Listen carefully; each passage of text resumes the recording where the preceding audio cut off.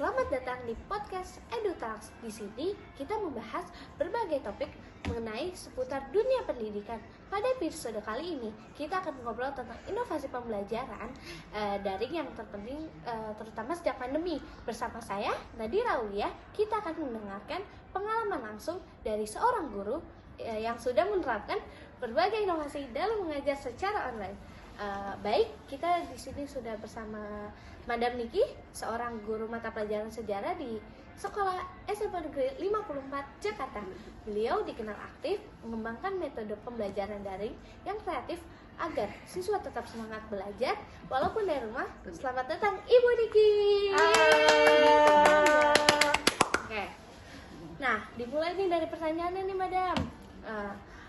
Madam bisa diceritain nggak sih bagaimana pengalaman Madam pertama kali ngajar daring nih pas pandemi? Pas pandemi itu Madam belum ngajar di sini, jadi masih ngajar di Bekasi. Oh, Bekasi. Nah, pas pandemi Nah, notabene sekolahnya itu dia kayak sekolah baru, jadi secara sarana dan prasarana itu sangat amat kurang gitu ya, kayak wifi ataupun yang lainnya yang berkaitan yang menunjang kegiatan belajar mengajar secara daring gitu ya.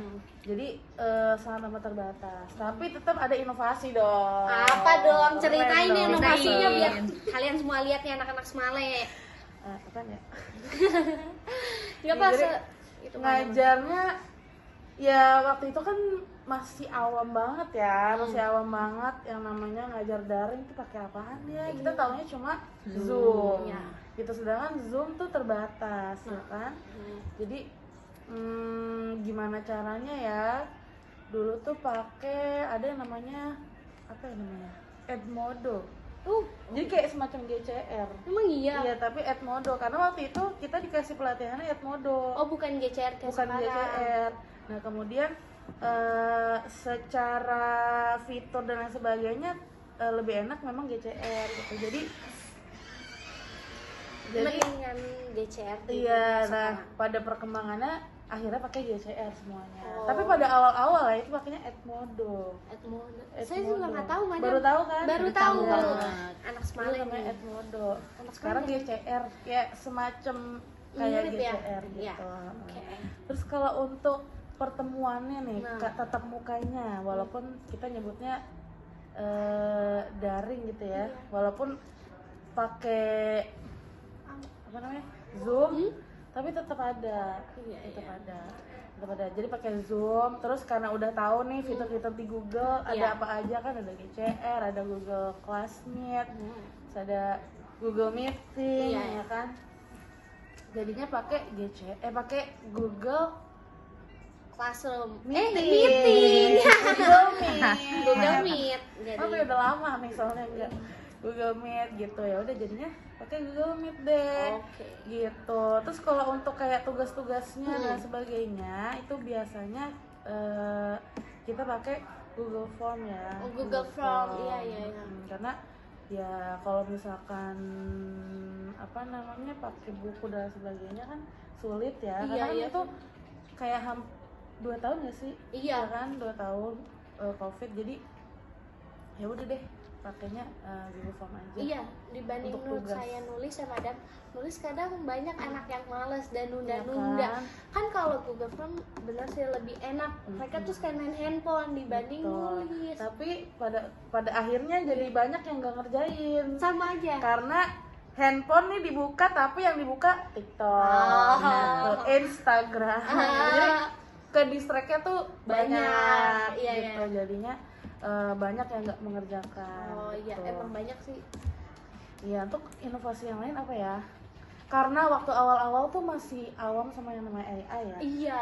Jadi untuk pakai yang kayak gitu-gitu tuh jarang. Palingan Quizizz. Paling mentok banget ya, paling ini. Iya, Quizizz ya kan. Karena awal-awal tuh masih yang gimana masih awal karena kan kita nggak pernah yang daring gitu. Iya, ngerti.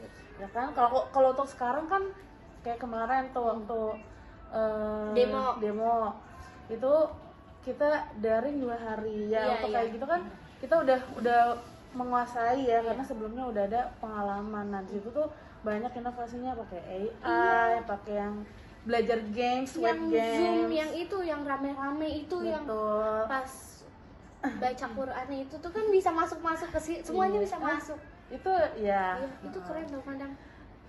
Oke, breakout room ya. Ya, break. Iya gitu. Jadi udah banyak kan ininya, apa sih namanya, inovasinya. Iya, Kalau iya. sekarang, kalau dulu tuh inovasi masih terbatas. Iya, apalagi pandemi ya. Jadi susah. Lanjut. Oke, pertanyaan kedua. Ini sama kayak sama tadi, cuman mungkin lebih dirincin aja. Biasanya banyak tantangan muncul nih saat pembelajaran online, seperti keterbatasan jaringan atau kurangnya motivasi siswa. Menurut madam, tantangan apa yang paling besar banget di sini? Di sini, Di pas belajar pandemi secara daring itu. di pandemi ya. Iya. Balik lagi karena sarana prasarana sekolah pada saat itu di sekolah mana masih sangat minim karena notabene sekolah baru. Iya. Yang pertama adalah wifi jaringan. Ya, di Semalem emang wifi di mana-mana. Iya, kalau sekolah di Semalem kan prasarana semua ada, Iya, gitu, iya. tinggal pakai aja. Iya. Tapi dulu tuh sangat amat terbatas. Satu wifi, dua nggak semua orang tuh punya handphone ataupun Tab, laptop. ya gadget lah gitu Iya. ya. Jadi alat komunikasi cuma dari handphone gitu. Itu juga kalau mau ataupun alat minjem dari orang tua. Betul. Jadi itu keterbatasan dua karena kan ekonomi setiap anak itu berbeda-beda ya. Iya. Ada yang memang disediakan semuanya sama orang tua, ada juga yang ya udah cuma bisanya handphone gitu. Iya. Itu Oke. paling keterbatasannya itu. Iya, oke. Sama satu lagi, Apa? keterbatasan anak dalam Minat belajar. bukan. Soalnya banyak yang nggak minat, mager. Iya, gitu. itu salah satunya Iya. juga karena distract ya. Tadi udah Iya, kita bahas. Tapi yang mau madam ini adalah ininya. Kita semua anak tuh bisa mengoperasikan gadgetnya secara maksimal. Oh iya. Gitu. Jadi mereka tuh taunya ya udah Instagram, Iya. TikTok. Tapi untuk hal-hal yang berbau edukasi tuh justru malah gimana ya caranya. Jadi banyak banget yang nanya, gimana sih caranya Bu, gimana caranya gitu.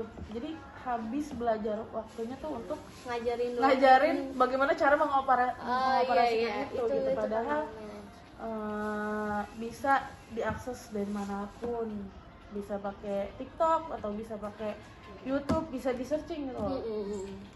Oke, lanjut ya madam. Ya. Yang ketiga nih, lalu inovasi apa saja yang udah madam terapkan nih agar siswa tetap antusias belajar? Mungkin penggunaan aplikasi, media interaktif, atau metode tertentu. Untuk sekarang atau pandemi? Boleh dua-duanya, untuk yang kemarin atau yang pandemi. Oke, kalau ya sebenarnya sama sih. Satu, nggak melulu Zoom karena Iya. satu kan mereka pasti pakai kuota ya. Iya. Kalau pakai kuota kan Sayang.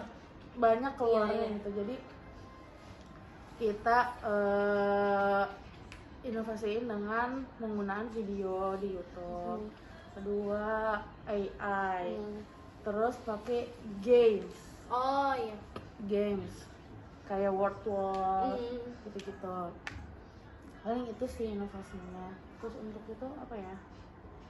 Ya lebih banyak sih ke video atau hal yang sifatnya visual. Oh, biar menarik ya. Oke. Udah cukup. Nah, yang terakhir nih, pertanyaan terakhir nih madam. Apakah madam lihat adanya perubahan positif dari siswa setelah metode inovatif itu diterapkan nih madam?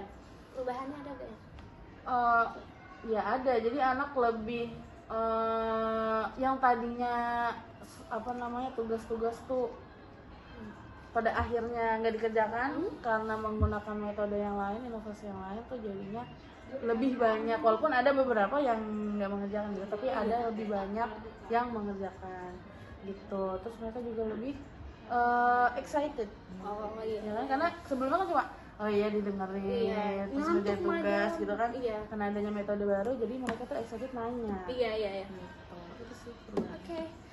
Wah, terima kasih banyak madam atas sharing pengalamannya nih dari obrolan ini. Kita bisa belajar bahwa pembelajaran daring bukan hanya soal teknologi, tetapi juga kreativitas dan strategi guru agar siswa tetap terlibat aktif. Semoga pengalaman ini bisa menjadi menginspirasi para pendengar podcast EduTalks. Sampai jumpa di episode berikutnya. Bye-bye. Tetap semangat dan belajar. Dadah.